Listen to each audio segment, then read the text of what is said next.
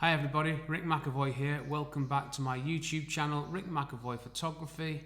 This week on my photography blog, which you can read at rickmcavoyphotography.com/blog, I have written the post titled, How My Construction Products Photography Can Help You.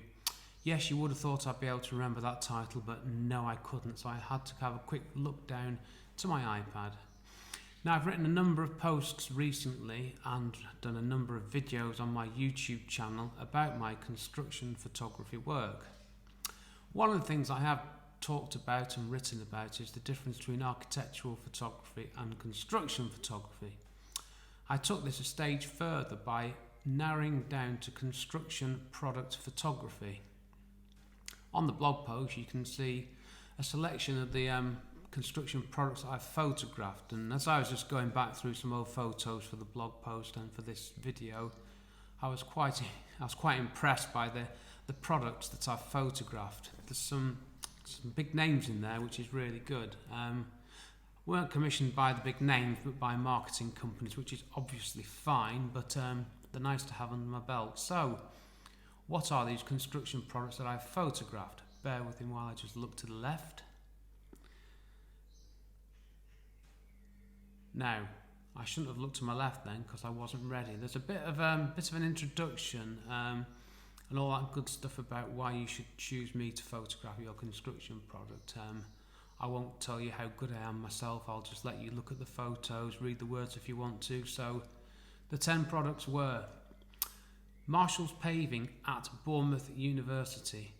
Now, this was an interesting shot because I was involved in the construction phase of this job, and I have also photographed this exact same location previously, but this was a morning shoot when there were no people there, because it's what's called the University Street at Bournemouth University, which is a very long, a very wide footpath with lots of Marshall's products in. So this shot I've shown on my blog post is it's a long shot with some BU branding in there just to prove that's where it was.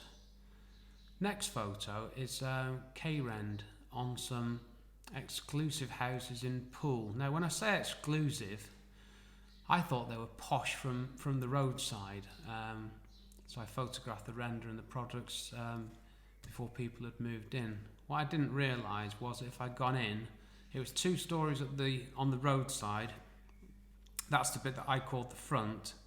Turns out that was the back. On the front, as in the bit I didn't see, they were 4-story with balconies and sea views. Quite stunning and exclusive, but I just photographed the render on the back. Oh well. Catnick Lintels, a universal name in construction, and I photographed Catnick Lintels. Interestingly enough, on a construction site which Atchison Construction were working on in Corfe Castle. So I actually got a photograph of a Catnick lintel within the backdrop of it, Corfe Castle. Old and the new together. Nice.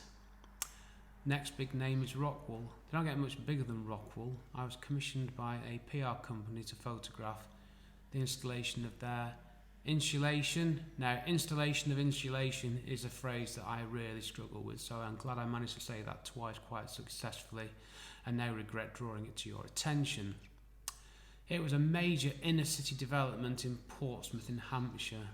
Massive development on some social housing, and it was the recladding amongst other things. I was photographing the METSEC, the insulation. That was it really, because I just went there at that stage of the game. Next one is a big name, but a dull subject. The big name is Dulux. The boring bit is I was photographing paint. Flame retardant paint in staircases. See, if you get me to take your photographs, I'll understand what you're doing, because I'm a chartered builder. I'm not just a bloke with a camera turning up. I have an in-depth knowledge of construction, so I can bring something to the party. It's not a party really, but you know what I mean. Next photo back at Bournemouth University is some flooring in the Sport BU Sports Hall. During this shoot, which was taken right at the very end of the markings being applied and before it was handed over to Sport BU for their use, from a cherry picker in a corner, I learned all about markings on sports hall floors and the order in which they have to be applied. Very complicated. Next photo, Elliott UK, a nationally known supplier of modular buildings and other stuff. They actually build petrol stations too, or provide buildings for petrol stations, because I photographed a petrol station for them in Exeter some years ago. Nice little branding shot of a modular building at a school in Poole. Next one is BASF Wall-Tight Sprayed Insulation. Again, another big construction name. Sprayed insulation in a roof space in a house being refurbished in Poole with sea views. Yes, I got the sea view in there. Next one is some anti-ligature doors. Now, I have experience of anti-ligature stuff in previous construction work, so I knew what I was looking at, I knew what I was photographing, and it was a product shoot for a manufacturer called Kingsway, who provide anti-ligature doors and furniture and other stuff in critical areas. Next photo. Sorry, you have to go to the blog post to see the photos, don't you? Not sure how well this is working, but we'll crack on. Roof tiles at Chiddock Catholic Church. I'll show you this one. I love it. Now, this is a private church in Chiddock. I photographed the... sorry, I was getting too close there. I photographed the private library constructed there. They also have a private church, these lucky people. And the roof was leaking, so they had to replace the dome, so I photographed it from the inside and the out, so that was the products, the tiles themselves. Next one, paving in a housing development in West Sussex, which I put in my product photography on Hampshire page. Now, I've made the mistake before of saying things are in Hampshire when they're in West Sussex, but this is more about the paving and a lovely shot of this residential development commissioned by Tobermory. And that leads me on to the next post. The next post, that means next photo, of course, which is the last photo in this video, which is some paving at a caravan site in Rochester in Kent. Now, that's quite a way to go, to be honest with you, to photograph some paving. I knew where Kent was, I knew where Rochester was, it's just, for some reason, it was a surprise to me how long it would take me to get there and get back, but such is life. Check out the blog post, you can see the photos there.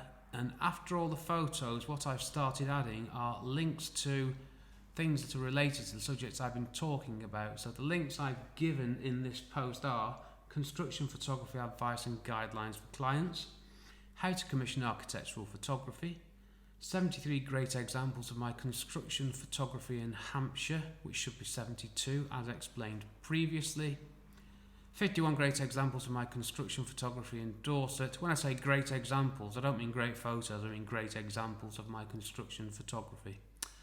And finally, not in bold, so I need to edit that, how to become a construction photographer. So there I'm covering construction photography for clients and photographers, because I work for construction clients. I also educate photographers in the photography stuff that I do.